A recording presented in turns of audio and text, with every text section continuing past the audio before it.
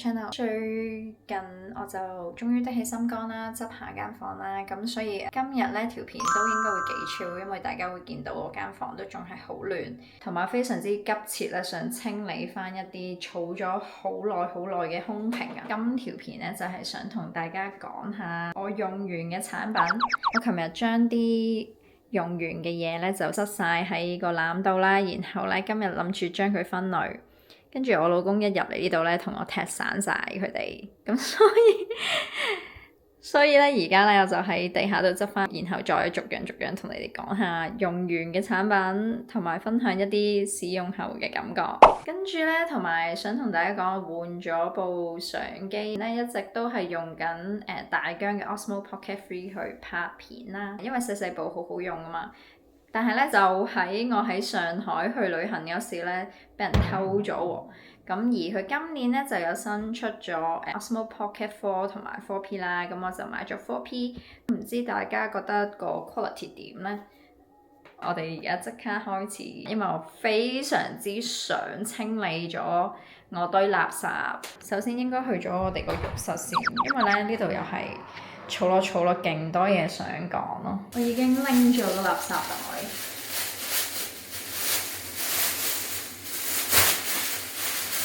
準備一次過抌晒啲嘢去。咁首先咧就講咗啱啱先喺浴室執出嚟嘅一啲空瓶先。第一個想講嘅咧就係呢一個牌子嘅洗頭水啊，係讀 Alpecin， 佢主打就係咖啡因嘅洗頭水啦。淺藍色呢一個咧就係專為敏感同埋乾燥頭皮去整嘅洗頭水咧。呢一個就係 normal 版嘅洗頭，即係佢哋嗰款咖啡因洗頭水啦。咁so far 我覺得用落呢一款同呢一款咧個使用感咧就唔係太大分別嘅。咁當然呢一款就可能溫和啲啦，成分冇咁勁啦。我自己 keep 住回購嘅咧就係呢一款，因為淺藍色呢一款嘅洗頭水咧，唔知你有冇試過洗頭有啲好涼感嘅洗頭水？咁佢就係有涼感嘅洗頭水。咁呢一款咧就正常嘅洗頭水。咁我覺得除非你話夏天想啲好清爽嘅感覺，先會想有啲涼感喺個頭上邊。其餘時間冬天啊或者係冇特別好熱嘅時候，你都唔會想呢個頭皮有好清涼嘅感覺啦。所以我就自己會中意呢一款多啲嘅。呢一款亦都係我生 BB 之前啦，同埋而家都係 keep 住用緊嘅洗頭水咧。因為我自己咧個頭髮髮質咧好幼啦，同埋好油啦。亦都係好少頭髮嘅，我而家有翻啲咁上下年紀啦，咁所以我特別注重我用緊嘅洗頭水。咁呢一款咧就我 keep 住用落嚟，我覺得有強韌到我個頭髮啦，咁同埋個使用感覺都 OK 嘅。就算淨係用呢款洗頭水唔用護髮素咧，我覺得都 OK。洗完嘅時候咧就唔會話特別乾啦。咁啱先講到我係油性頭皮啦，咁就算有用呢一款咧，佢就唔會改善到我油性頭皮嘅呢一個問題嘅。我係嗰種要日日洗頭嘅人啦，如果一日唔洗咧，第二日咧都會甩嘅。咁我用呢一款洗頭水咧，如果唔洗頭咧，我第二日都係會甩嘅。咁攞翻大家參考，我諗呢一款咧就係去到邊度都有得買嘅，好容易買到，所以都係 keep 住回購呢一款。咁另外咧就係呢個 Lily Eve 嘅，呢個係韓國牌子嘅洗頭水啦。咁佢都係話幫你增加呢個 volume 啦，同埋減少 hair loss 嘅。入邊咧就有 peptide 啦，同埋 exosome 啦，exosome 係愛比體啦。咁都係一啲幫你保濕啊，同埋用嚟抗老嘅一啲成分啦。咁而家個 trend 咧就係連頭皮都要抗老啊。咁我使用感咧，同我用呢一個Alpecin 嘅洗頭水差唔多，咁佢都係有涼感嘅洗頭水嚟嘅。我用呢一款咧都係洗得乾淨嘅，同埋洗完都係順滑嘅。咁但係我冇話特別中意呢一款洗頭水，係因為我覺得佢同我啱先介紹嗰隻洗頭水都有啲似啦。咁同埋佢個涼感咧，同埋佢隻香味咧，我覺得就唔係好夠。即係我沖涼嗰時，我唔係好 enjoy 用佢。咁呢一款咧，應該我就唔會再回購啦。咁既然大家功效差唔多嘅嘛，咁但係我覺得佢都係一個好唔錯嘅洗頭水嚟嘅。跟住咧就講呢一個洗頭水，呢個就係 Butter Lab， 都係寫住 Anti-Hair Loss Program 嘅。重點佢都係一個防脫髮嘅洗頭水。咁但係我記得我用呢一個洗頭水嘅時候，我都用咗好耐啦。有時咧唔係次次啊，有時洗頭咧用完佢之後咧，我會覺得好似有種洗唔乾淨嘅感覺。我吹頭嗰時咧會摸到有啲粒粒地。咁我自己咧就唔係特別太中意呢一個洗頭水啦。上年咧我就係有咗 BB 啦，咁個懷孕期間咧，因為啱先講我好中意嗰個 Epsom 嘅洗頭水咧，佢係有咖啡因喺度嘅。咁孕婦其實係可以攝取咖啡因嘅，但係唔係過量就 OK。但係你有咗 BB 咧，你係覺得唔係咁好嘅物質都唔好接觸嘅。咁我自己嗰時就停用咗有咖啡因嘅洗頭水，咁我就轉咗用呢一個，佢中文名叫樂趣好似。定翠樂啦，佢個牌子，咁佢就係一個澳洲嘅品牌啦，所有 ingredients 咧都係喺澳洲嗰度，仲要係 organic 嘅。相對嚟講，佢令到我有嗰種安心嘅感覺啦。咁同埋我用佢嘅感覺咧都係非常之好嘅。我用呢一款咧，因為佢有加一啲植物嘅精油喺入邊啦，我唔知係咪就係因為呢啲植物嘅精油啦，咁佢令到我洗完頭咧，我啲髮質咧係好順滑、好舒服嘅，同埋佢係一個 baby shampoo 嚟嘅，即係 BB 都可以用啦，冇任何唔好嘅添加物啦。有個缺點咧就係佢冇咩泡咧，唔係好起到泡，我就一定要另外攞個起泡網捽，然後擺上個頭度嘅。而家就算用任何洗頭水咧，我都會攞個起泡網起咗泡先，然後先再捽落個頭度。我覺得咁樣咧就會可以減少有啲殘留嘅洗頭水喺你個頭皮上面黐住啦。因為如果黐住嘅話，都會堵塞你嘅毛囊，都係令到你頭髮容易啲啦。仲有呢個洗頭水啦，都係最近啱啱用完，買咗好耐，一直都用唔完，係因為佢真係好難用。佢呢一個牌子咧就係 Korean。唔係好識讀佢呢個牌子啦，但係佢都係一個好出名嘅牌子嚟嘅。你喺我見 Lock On 啦，或者係一啲 City Super 即係個貴少少嘅 supermarket 咧，係會有佢呢個牌子嘅洗頭水出現嘅。我之前係用過個牌子嘅其他系列洗頭水啦，咁我用後感都唔錯，所以先會買呢一款啦。但係咧呢一款咧同我超唔夾，佢洗到個頭咧頭髮係勁鞋啦，同埋我覺得勁難捽開，勁難起泡，捽到上個頭髮度咧好似有啲阻礙咁樣咧，係根本捽唔開咁樣，係即係超級難用。我真係唔係好識形容啊！先講到我而家有用起泡網啦，我都係夾硬起咗泡，然後再捽落個頭度，咁就好啲咯。咁夾硬就用晒佢咯。佢呢一個系列咧，我係永生永世都唔會再回購，非常之搞唔掂。咁下一個咧就係呢個喺日本買嘅護色洗頭水啦，咁就係講緊，譬如你染咗好靚、好特別嘅髮色啦，咁你會想佢 keep 得耐啲咧，咁就可以用呢啲護色嘅洗頭水啦。我呢一支咧就係 silver 嘅顏色啦，咁你見到佢上邊紫色啦，咁因為我以前咧就好中意染淺色嘅髮色啦，然後帶啲灰調嘅感覺，你用佢嘅時候咧。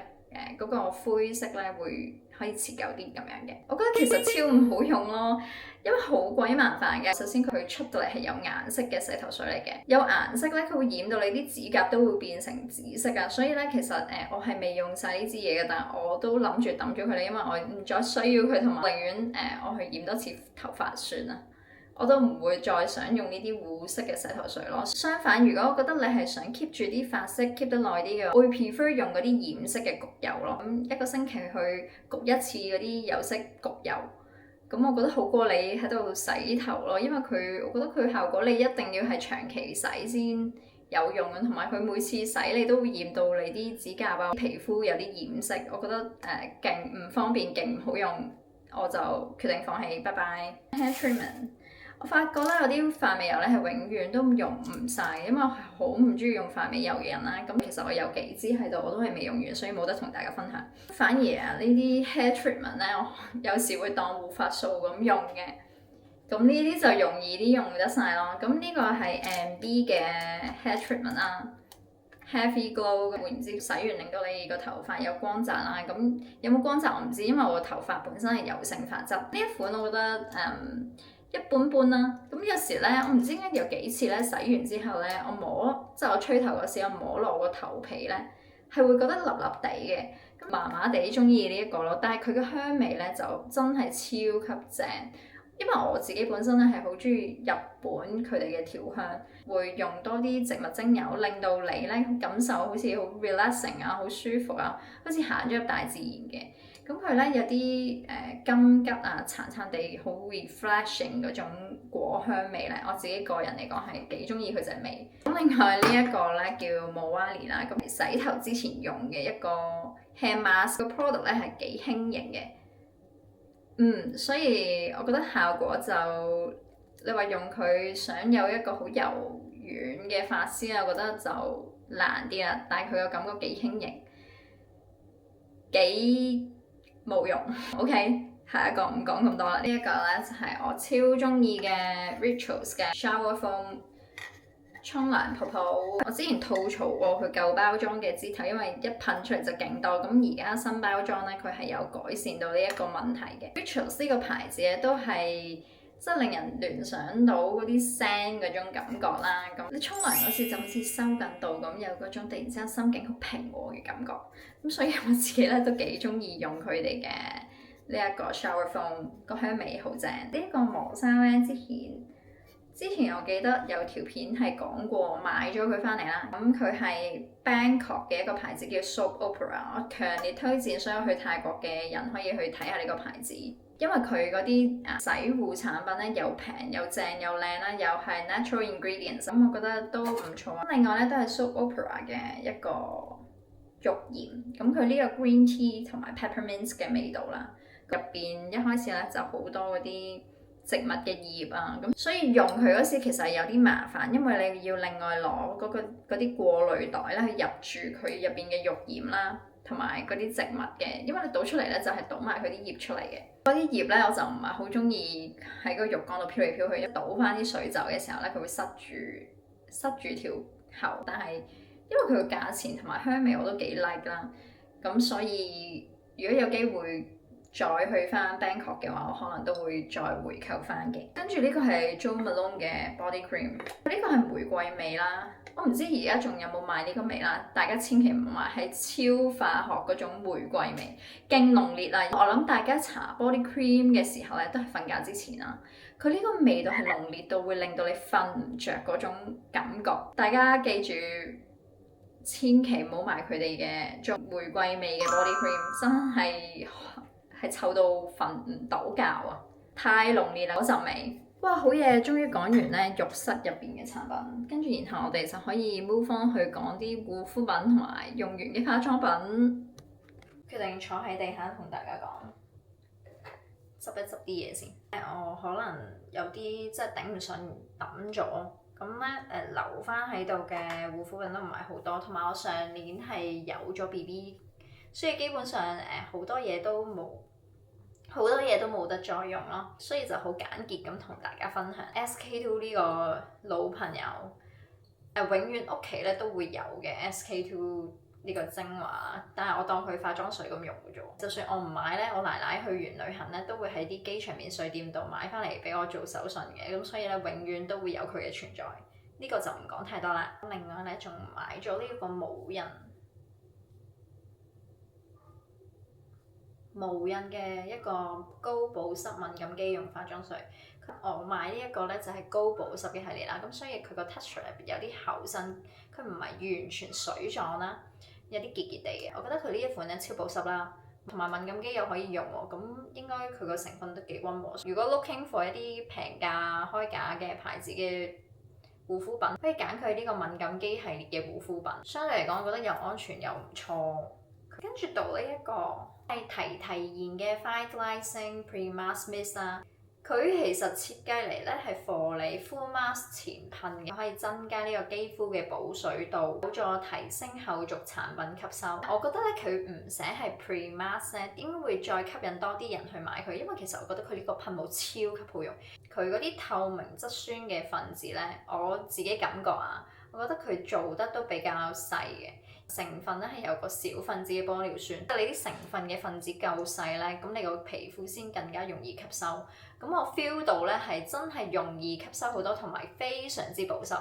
我記得我有咗 BB 嘅時候就咁噴佢咧，因為嗰時我記得我成日皮膚敏感啊。呢一個咧係我少數可以用到嘅護膚品啦，同埋我就咁噴佢咧，我已經覺得我皮膚好保濕啦。我自己係超級中意呢一支嘅保濕噴霧，Sephora 有得買，我記得佢個售價好似大概200蚊咁，但係咧我個 friend 就同我講，佢有時做緊啲特價優惠咧，都係百零蚊一支嘅啫，所以我會趁佢百零蚊一支嗰時咧，會買多幾支擺喺屋企。同埋咧好多時候用其他嗰啲保濕噴霧咧，我會覺得冇呢一種噴完之後好補水嘅感覺，咁超級推薦呢個勁愛。呢一個咧就係 Astra 一個韓國醫學品牌嘅保濕 lotion， 係啦，咁佢呢一個系列咧就專貨保濕嘅啫，佢保濕力係夠嘅。我覺得如果你係敏感性嘅皮膚咧，你買佢咧係一定冇死嘅，佢就真係做到呢個單純保濕嘅效果咯。佢個保濕力度我又覺得呢個提燃嘅面膜噴霧咁好添，所以咧呢一個咧我就唔會再回購噶啦。精華咧就有用完呢一支，呢一個咧就係肌研嘅保濕精華，都係我有咗 BB 嗰時買嚟用嘅，因為佢只係 for 呢個單純保濕啦，就算有咗 BB 都敏感肌都可以用，我覺得佢都係一個又平又抵用嘅選擇。下一樣嘢講精華油，咁呢一個咧就係 Harbour 嘅 Squalene， 都係我孕期嗰時為咗唔好敏感又想做到保濕去買嘅。OK 啊，覺得佢價錢實惠得嚟咧，佢有滋潤嘅感覺，即係呢啲成分好單一，同埋一定唔會舐嘢護膚品咧，我都會長期 keep 住一支喺屋企咯。我仲有一支而家用緊，不過春天潮濕反而用油嘅機會咧就少咗好多。但係我覺得呢個都係唔錯嘅產品，平靚正嘅產品嚟嘅。Squalene 可以幫助你保濕啦，咁佢係一個油嘅成分，佢又做到保濕啦同埋滋潤嘅效果。OK，good。日本買可能100蚊左右就買到一支，但係喺香港要接近200蚊先一支。咁但係大家可以 hold 住佢，有時特價咧就團1-2支咯。另外呢一個咧就係 MOA 嘅護膚油啦。呢個護膚油咧我用咗好多支，空瓶咗無數支。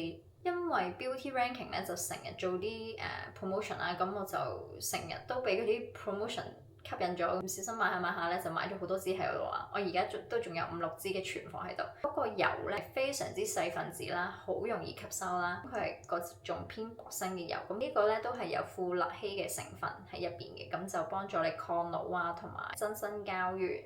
我會撈埋啲面霜一齊用咯，唔會話好立嘅，亦都唔會話焗到你皮膚生粒粒嘅。長期屋企咧我都會有一支喺度，我都會 keep 住用，就算夏天我都會有用，係一個多功能嘅保養油。其他嘢咧就快啲講啦，講到好攰啊，大佬搞唔掂啊，真係。OK，咁呢個講完，跟住講呢個，呢個係 Drunk Elephant 嘅補水面膜。係有一次咧，我翻大陸咧，我咩保濕我都唔記得咗帶啦，咁所以咧我去咗大陸嘅 Sephora 去買嘅一個免洗面膜。我覺得超級唔好用咯，呢個一嚟啦，我覺得佢有個保濕力咧又唔係好理想，係唔理想啊，大佬！仲要係一個免洗嘅面膜，但係我發覺咧，你根本唔可以唔洗啦，因為面膜你都會搽翻有一定嘅厚度噶嘛，你唔洗嘅話咧，佢就會捉到好多擦膠水出嚟，哇點瞓覺？同埋佢個保濕力根本就麻麻地，所以咧我係哇〜好難先用完啊！係一個網紅產品嚟噶嘛，好多人話 Drunk Elephant 嘅 skincare 係好用噶嘛。咁我唔知係咪因為佢已經將佢個牌子賣咗俾某個大集團，然後嗰啲品質係越嚟越差，或者佢用嘅材料冇咁好。呢一個嘢我完全睇唔到佢任何嘅效果啦，即係你冇理由你話一個免洗面膜，但係你瞓覺我都仲要即係有啲擦膠水喺度整到個枕頭污糟喎，搞唔掂，拜拜。跟住終於到面霜類型啦，呢個就係 Clé de Peau 嘅 La Crème，勁愛某一年嘅聖誕限定版，哇佢粉紅色超靚咯，你睇下佢有光嘅折射咧，係好似好夢幻嘅感覺。我係衝住佢呢個包裝去買佢嘅，首先用晒嘅。不過我覺得佢好嘅係咧，我可以買個替換裝去繼續用佢呢個包裝咯，因為我唔會捨得抌咗呢一個咁靚嘅夢幻粉紫色嘅一個包裝。我用佢咧，佢個滋潤度非常之好啦，滋潤度夠啦，保濕夠啦，咁同埋用完佢第2日咧，塊面咧好明顯係亮澤咗嘅，同埋有毛孔收細到啦。仲有一個好中意嘅特點咧，就係我有時生暗瘡啦，我用完佢咧第2日咧，嗰粒暗瘡係謝得快啲，係好明顯。好明顯，如果生暗瘡嗰期咧，我冇用呢個 cream， 用緊其他嘅護膚品咧，我啲暗瘡係至少1個星期先會由佢啱出嚟去到凋謝、結焦，然後變咗一粒印，咁樣嘅過程，需要1個星期。咁但係用咗佢之後咧，我第2日咧其實已經淡咗好多，同埋覺得暗瘡冇發出嚟嘅感覺。呢一個係我幾中意佢用佢嘅特點，佢係一個全能嘅面霜，抗老美白同埋保濕都夠嘅，我都會 keep 住回購佢。跟住咧 Fresh 呢個 Black Tea， 未用 Clé de Peau之前咧，我就係用佢嘅。咁我覺得佢保濕 OK 啦。我個人咧就好注重保濕嘅，因為我係乾性皮膚啦。咁佢保濕 OK 啦。咁佢呢個主打 firming 嘅，咁但係 firming 呢樣嘢咧，我就冇話好特別睇得出。我對佢嘅使用感覺咧就覺得都唔錯。遇到 Clé de Peau之後咧，我就覺得冇乜必要再回購佢啦，因為已經有個非常之好用嘅嘢。但係呢個都唔錯嘅，我覺得會啱翻啲機齡年輕少少嘅人群去用咯，可能 around 20零歲咁樣。Clé de Peau 呢個 lip cream 咧就會潤身少少啦。呢一個 cream 咧佢嘅質地就幾好嘅，好清爽嘅，做到保濕。咁大家都可以考慮下 Fresh 嘅 cream。咁另外咧仲有 Dior 嘅呢一個 Capture 系列嘅一個 cream， 咁佢都係 firming 同埋 wrinkle correcting， 即係做啲抗衰老功效為主嘅一個 cream 啦。我自己就冇話特別中意，同埋佢都會係擦膠粒。跟住同埋我最唔中意嘅應該係佢嗰個味道咯。佢個味道就係好以前嗰啲大品牌會用啲懶高級嘅味道。咁以前就係高級嘅味道啦，咁去到而家咧已經係有嗰種化學嘅感覺，化學嘅香味啊。咁所以我自己都唔係好中意用呢個啊，唔好意思。但係我見 Dior 而家佢呢個 Capture 系列轉咗新包裝，好靚啊，好高大上啊，可能遲啲去專櫃試下咯。呢一個都係冇乜特別之處，唔中意。反而佢呢個 eye cream 咧，我覺得有用啊，因為咧我有條眼紋喺個眼度啦，同埋頸紋啦，會用佢嚟搽埋頸嘅。咁眼紋同頸紋，我覺得有淡化到，呢一個反而我覺得唔錯咯。咁但係嗰個面霜同埋佢個精華就 OK 啦，不過不失有保濕嘅感覺，但係有其他功效唔係話好發現到啊，所以我覺得可以唔使買咯。但係佢呢個眼霜唔錯。另外咧，仲有呢個 Nare 嘅 cream， 咁佢係法國牌子 Sisley 嘅副牌嚟嘅。咁呢個呢一個 cream 咧，我係超唔中意啊！佢呢個牌子嘅護膚品咧，主打就係用香氣療法去令到你個心情舒緩咗啦。你個心情舒服咗咧，你啲皮膚咧就會變好。咁佢係一個咁樣嘅理念嚟嘅。咁首先我覺得佢呢個理念我好中意㗎，我唔係唔 buy，但係最後尾佢個產品製造出嚟係咪真係有呢個效果？係咪真係有一個皮膚好咗嘅功效？我覺得唔係咯。咁首先咧，佢呢個 cream 佢個味道 OK，我好中意。真係瞓覺之前搽呢個 cream 咧，嗰個味道係令到我好舒服啦，relax 咗啦。除咗個氣味之外咧，佢個 texture 啦，佢個功效咧，我都係覺得麻麻地嘅。咁佢嘅 texture 咧係一個厚身，我覺得佢封閉性比較強嘅面霜。咁面霜其實都係幫你鎖水為主嘅，咁佢 OK 啦，咁佢幫你鎖到水啦。咁除咗鎖水之外咧，佢係冇其他功效嘅。個 texture 好厚啦，搽咗上塊面之後咧，你會感覺到好似搽咗層嘢，有層嘢喺你塊面度，慢慢乾乾地咁樣，好似有埲牆咁樣喺你塊面度啦。我咁樣形容，唔知大家明唔明白？有時用咗佢精華再搽呢個 cream 會起夾擦膠水。OK， 唔用佢嘅精華，用啲再 lightweight 啲嘅保濕噴霧，我搽厚少啲呢個 cream，繼續都係超多擦膠水，勁多擦膠水。今時今日你個 formula 仲可以整到有擦膠水呢樣嘢，我覺得唔太得咯。尤其是你係一個咁貴嘅 brand，之前買佢嗰時係覺得Sisley 呢啲貴嘅牌子，我自己就未覺得係時候涉獵啦，所以就買咗佢呢個副牌，發覺自己用買佢呢個價錢加幾百蚊就買咗 Sisley 啦。咁我覺得可能買 Sisley 會開心啲。呢個牌子我真係永遠都唔會再買佢哋嘅護膚品。Bye。跟住仲有呢一個 Dermacare。其實呢一支 cream 咧係買嚟俾 BB 用㗎。我想講咧，原來BB 用嘅一切咧都係好用㗎。我阿 B 咧有面上邊有啲疹啦，咁我都試咗好多唔同牌子嘅護膚品俾佢用，呢一個咧就係其中之一啦。但係佢搽呢一個咧唔得喎，佢用唔到咧就唯有我用啦，因為佢個保質期咧都唔係嗰啲可以擺好耐嘅嘢，咁所以我用啦。但我用咧，我係勁中意用佢喎。有時咧妝前咧，我會敷一陣，會當佢面膜咁敷啦。咁敷完之後咧，好潤，好保濕。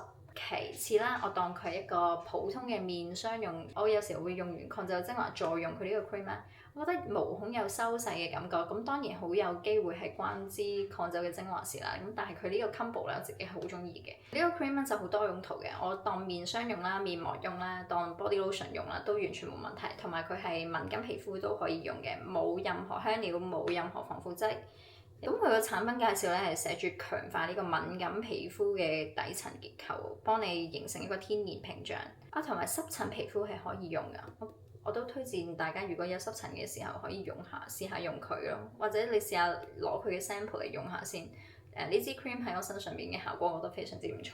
仲有兩個護膚品咧，就係啲普通嘢嚟嘅，咁就係呢個 CeraVe 嘅 Moisturizing Cream，單純保濕得嚟咧，佢個 texture 好 lightweight 嘅。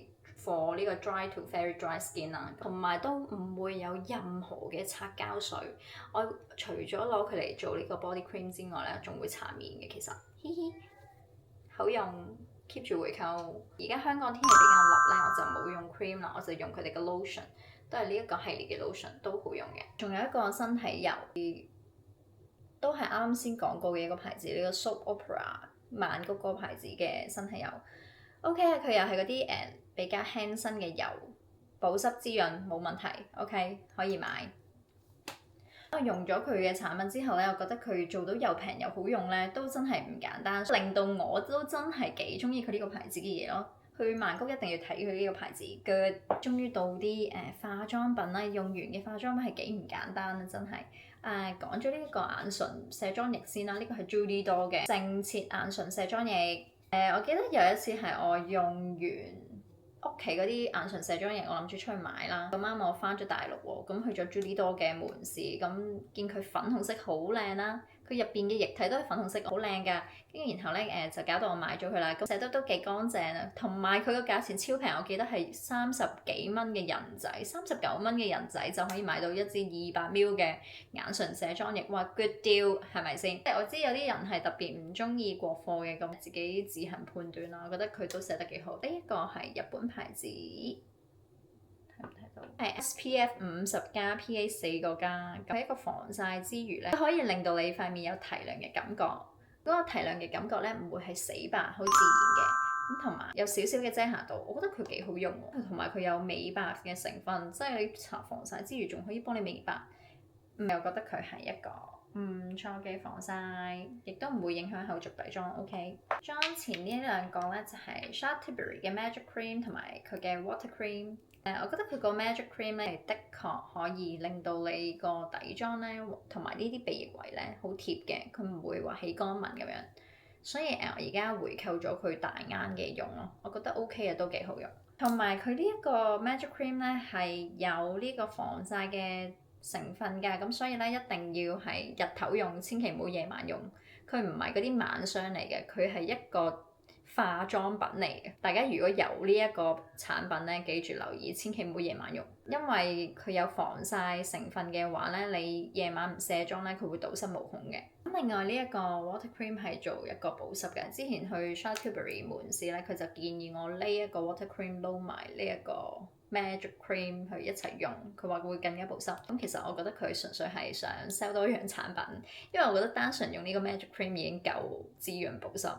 係啦 ，anyways 我都係買咗，支持下佢嘅業績。跟住到粉底用晒一支係好唔簡單嘅事咯，我覺得。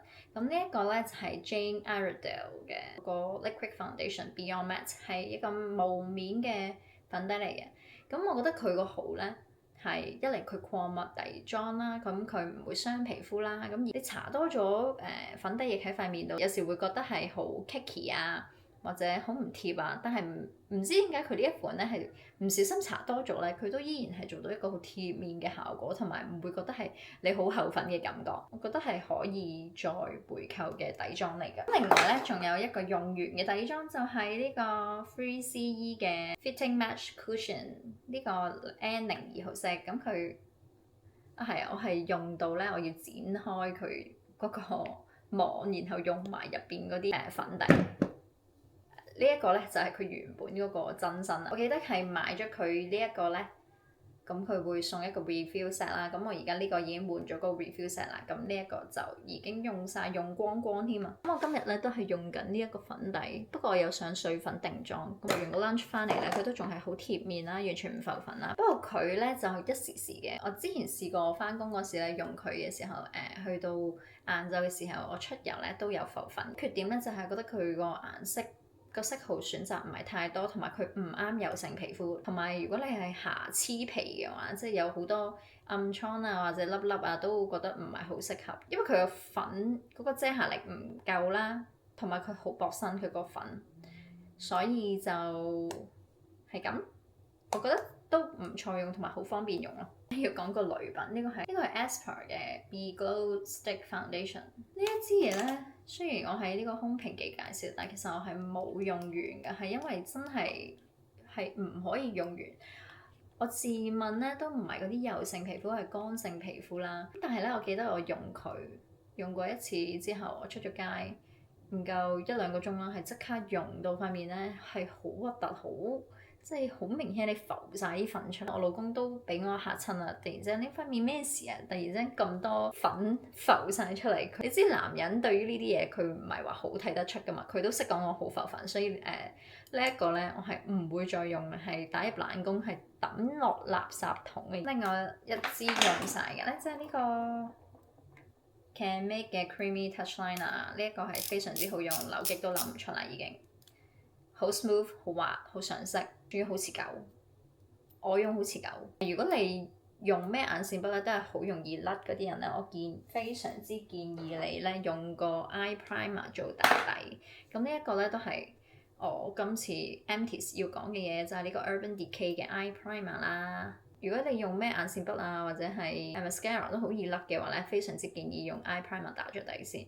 用咗 eye primer 咧，係真係 long lasting 好多啦，同埋冇咁容易出油啦，冇咁容易出油咧，你個眼妝就冇咁容易甩啦，你啲眼線咧都會 stay 喺原位度㗎。呢一個咧係我好似用咗第2支咁多啦。咁不過咧，佢撤出咗 Sephora 之後咧，我冇得喺 Sephora 買，我唔知去邊度買，因為好難喺香港揾到 Urban Decay 嘅counter 去買啦。咁所以我而家轉咗會啦，我就冇買 Urban Decay 啦，咁我就買咗 MAC 嘅 eye primer，我覺得效果都差唔多，但係其實佢呢個咧，佢有呢一個 applicator，我覺得容易上多啲，因為 MAC 嗰個咧就係就咁樣嘅樽身擠出嚟咯。呢一個咧你可以控制到份量，可以點。我自己真係幾中意呢個 Urban Decay 嘅 eye primer mascara。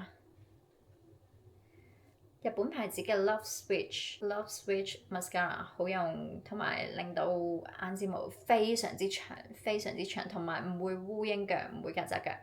咁呢一個就係 Kiss Me 嘅睫毛膏啦，呢個係濃密款，非常之濃密，非常之防水，係我用過所有最防水嘅 mascara。我諗應該俾啲人講到爛啊，因為 Kiss Me 都係一個好出名嘅牌子啦。我去船 P 嗰時用佢咧，係成日個眼睫毛都係冇甩過，好勁，翻到屋企都仲係原本咁嘅樣，超強。啲人會買埋佢嗰個 remover 去卸，因為真係超級難卸。我而家都仲有幾支喺度用緊。呢個咧係我諗住要抌嘅睫毛夾，啲電睫毛夾係咁樣嘅。如果大家諗住買啲電睫毛夾咧，千祈唔好揀呢款啦，因為真係唔好用，係好難夾，亦都唔翹，快速咁過啲垃雜嘅嘢。呢一個美白牙膏，我覺得好用，有美白嘅功效，係一個集中型嘅美白，即係佢唔係幫你日日用嘅，佢係幫你1個星期可能用1-2次咯。咁佢就幫你做到就係美白嗰個功效，我覺得有白度嘅，大家可以試下呢個牌子。我記得松本清有賣，而家呢個就好一般嘅牙膏咯，就係火清潔。呢個都好用，呢個都係泰國買嘅，好用，有美白功效，同埋擦嗰時嗰啲薄荷感覺好爽。就係咁，去泰國可以買呢一款，因為泰國買平啲。我記得香港買咧都70-80蚊一支，喺泰國買平勁多咯，好似30零蚊港紙就有一支。之前去泰國旅行我都係買幾支翻嚟。我去旅行都中意買牙膏呢樣嘢，好搞笑，因為牙膏用得好快。仲有呢個 Dry Shampoo 係我 keep 住回購嘅 dry shampoo，不過佢有個唔好處就係噴出嚟，佢有時會噴到一笪白色嘢出嚟，叫你攞梳梳開佢。仲有啲 supplement 就完啦，我個相機得翻8% 電啊，由100%去到8%就係拍呢條片。Oh my god！孕期嗰時發現嘅益生菌到而家都仲有食嘅，非常之幫助到排便。呢一個就係普通版，呢個就係增強版。咁增強版係有60億嘅益生菌咁樣啦，普通版咧就係20億嘅益生菌啦。咁懷孕嘅後期咧係真係好難屙到臭臭，咁嗰時係靠呢一個幫到手咯。咁你唔係嗰啲極強便秘嗰啲，普通版就夠。同埋你腸道健康咧，你皮膚都會好嘅，睡眠又會好啲嘅。同埋佢話咩正面情緒改善人數加86%。仲要我揀呢一個係因為佢係中大研發 ，OK 支持香港中文大學。意大利製造，我覺得佢頗貴咯，因為佢500幾蚊先一盒，一盒就28包，食到1個月都冇啊！大家衡量翻。另外孕期有食嘅呢個鈣，唔講咁多啦，呢個都食完。呢個包裝已經爛晒啦，但係唔知之前有賣過一輪好痕嘅廣告，呢個番茄亮白 supplement， 咁佢幫你美白亮白咁樣啦。